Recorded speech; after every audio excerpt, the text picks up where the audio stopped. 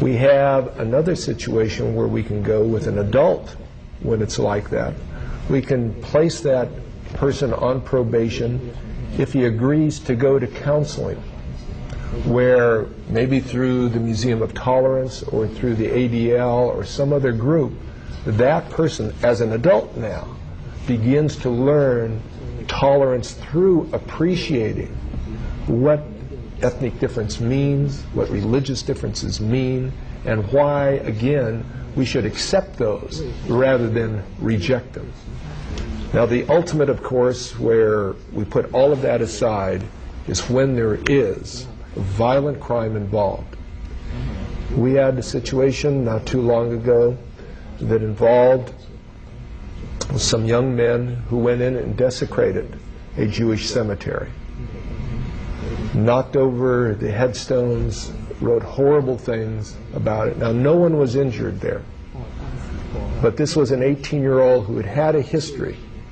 In that situation, what I'm going to do is my first concern is punishment here so that the community can be protected from him, and hopefully that punishment will send a deterrent message to others that we will not tolerate this. At the same time, when we see that this is going on in a particular community of Los Angeles, we will call the Human Relations Commission, we will call our Hate Crimes Division. Let's go in there. Let's work with the communities. Let's work with the, not just the police, but with temples, with schools, with churches, with mosques. Let's get the message out. We have a hot problem here. Let's work it to prevent further crimes.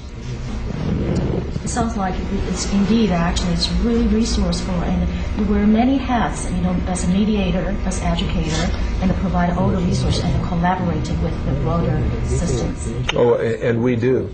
I mean, just yesterday, for example, I was with the Greater Asian Pacific Foundation. No district attorney had ever been there before. And I said, there's something that we can do, but we have to be able to bridge.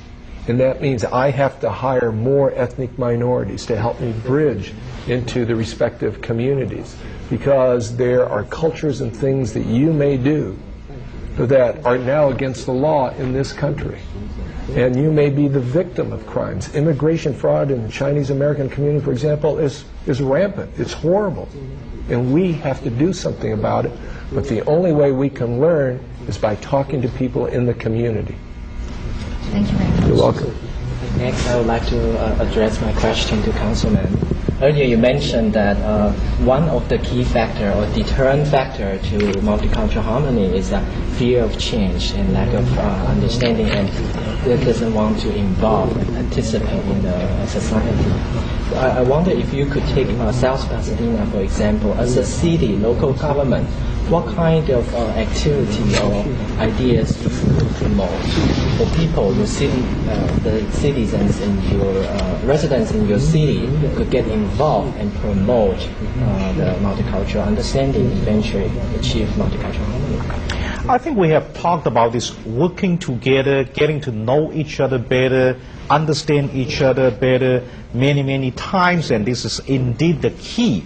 And as an elected city official, former mayor and council member, what I have done is truly to bring the Asian Americans to the so-called mainstream